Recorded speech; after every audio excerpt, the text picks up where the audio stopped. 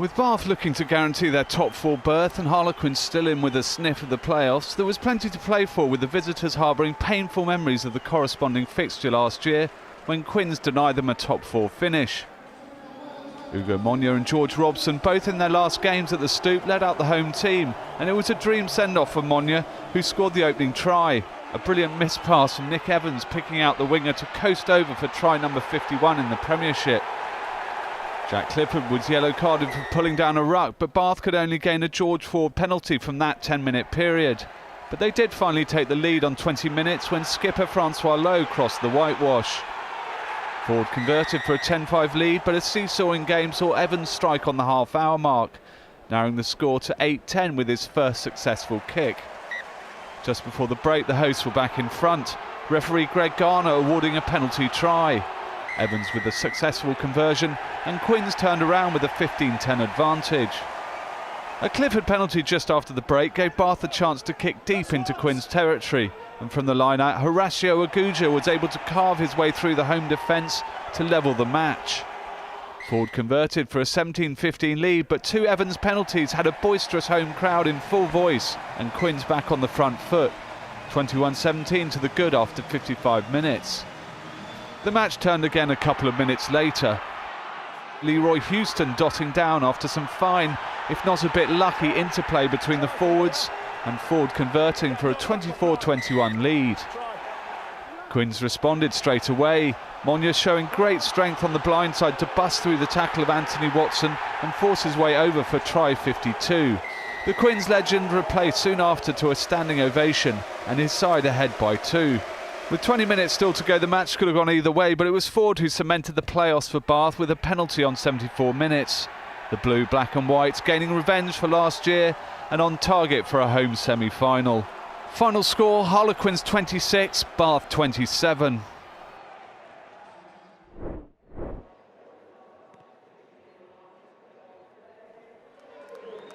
Worcester's build-up to the Anglo-Welsh curtain raiser was in stark contrast to their opponents. Bristol were in need of an encouraging performance to end a difficult week which saw Director of Rugby Andy Robinson suspended and a coaching review launched to try and change the direction of their season. Things didn't start well for them at Six Ways, as some wayward passing gave 21-year-old Josh Adams a try to go with the first-team contract he agreed in midweek.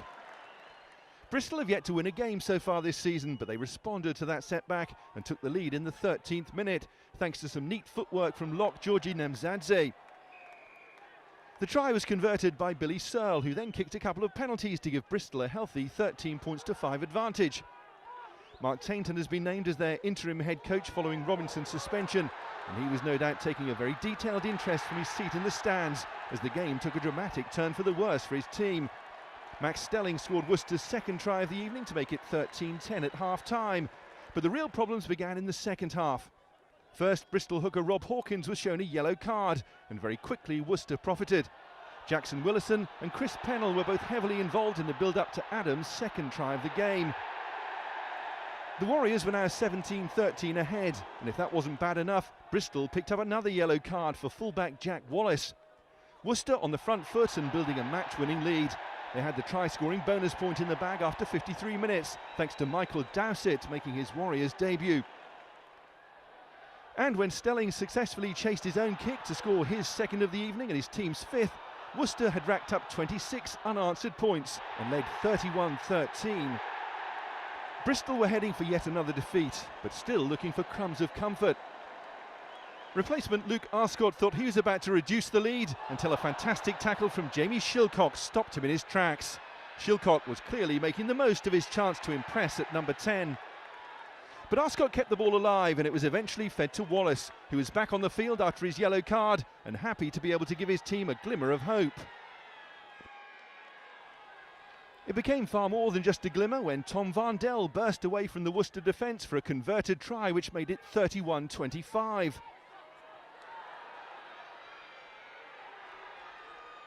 Now the nerves were jangling, and just to add to the drama, Worcester then lost a man to the sin bin, Matt Cox, given a yellow card. Bristol couldn't quite make the man advantage count though, as time finally ran out. But there were some encouraging signs, and a losing bonus point at least after a torrid few days. Worcester though claimed victory by 31 points to 25.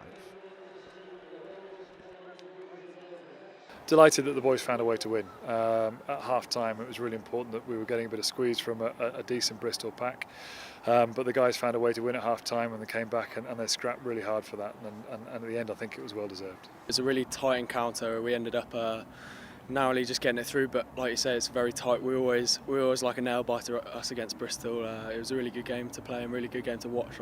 I assume the fans really enjoyed it.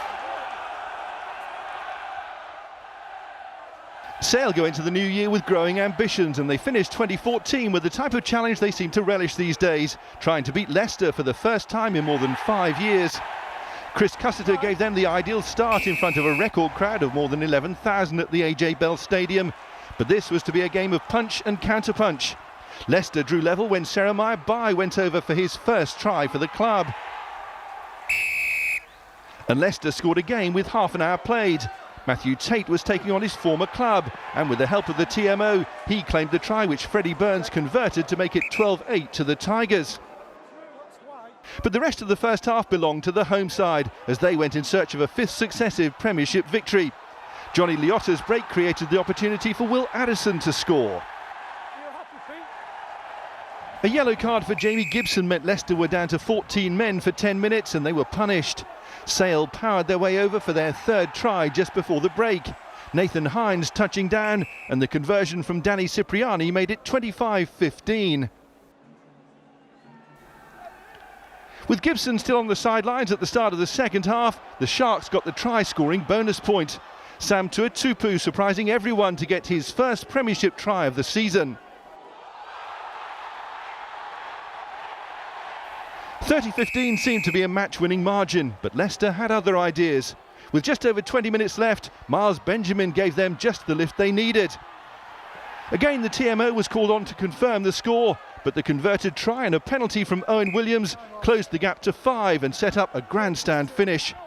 When Addison picked up a yellow card 5 minutes from time, Leicester sensed their opportunity. Julian Salvi's try meant the scores were level. And with full-time approaching, that put the spotlight on Williams. His conversion would win the game. So a hugely disappointing defeat for Sale, but at least they could claim 2 bonus points for their efforts.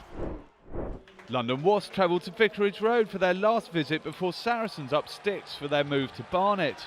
Two sides that had begun life so close together were moving further and further apart in more ways than one. Saracens had scored 7 tries in 7 Aviva Premiership games compared to Wasps with 18.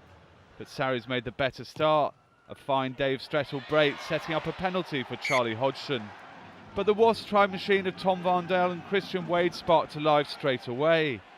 Wade claiming the catch and Vandell putting on the afterburners to give the visitors a 5-3 lead after just 4 minutes.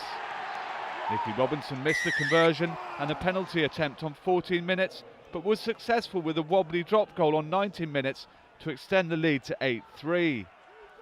2 quick penalties from the boot of Hodgson and a charge down try from Alistair Hargreaves gave Sarries a 14-8 lead on the half hour.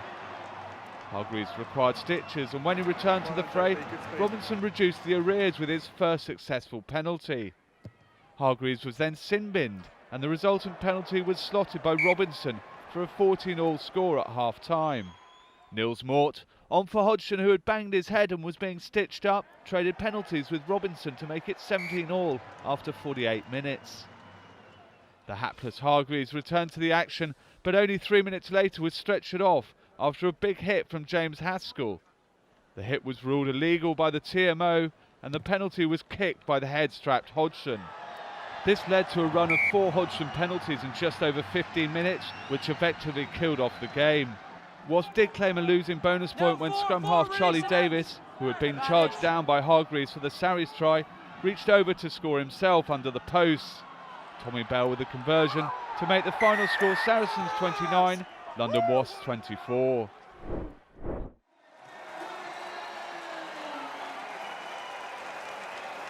Two of the Aviva Premiership's big hitters went head-to-head under the lights at Franklin's Gardens on Friday night, with the struggling Northampton Saints hosting the Exeter Chiefs. After a slow start to the season, the Chiefs have hit back with 2 wins on a bounce, and they made a flying start here. Gareth Steenson opening the scoring with a well-struck penalty. They extended that early lead minutes later when, after some excellent hands through the back line, Ollie Woodburn went over in the corner to score his 3rd of the season. Stevenson converted from the touchline and then added another 3, and after just 15 minutes played, the visitors had a 13-point lead. Luckily for the Saints faithful though, Jim Mallander's men found life soon after, and when George North powered over in the 22nd minute, it was well and truly game on. Harry Mallander easily converted before a moment of magic from North that would live long in Franklin's Gardens folklore.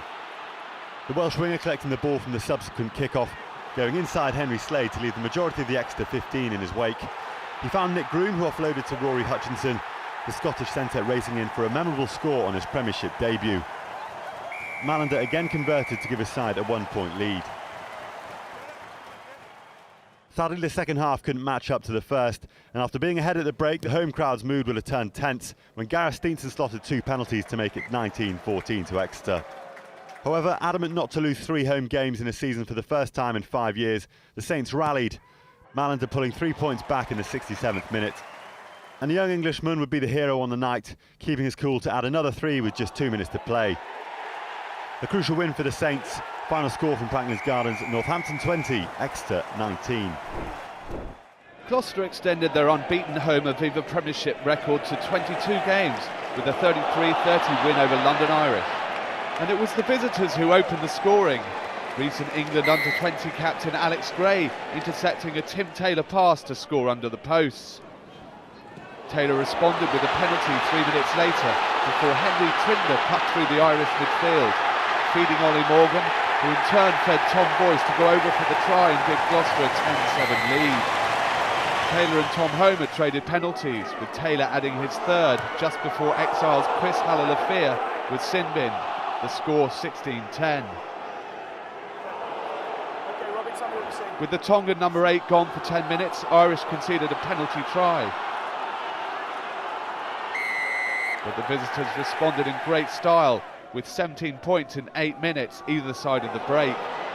First Topsiojo leaving Gloucester tacklers trailing in his wake with a 40-yard sprint up the middle, fed nicely by Dan Bowden.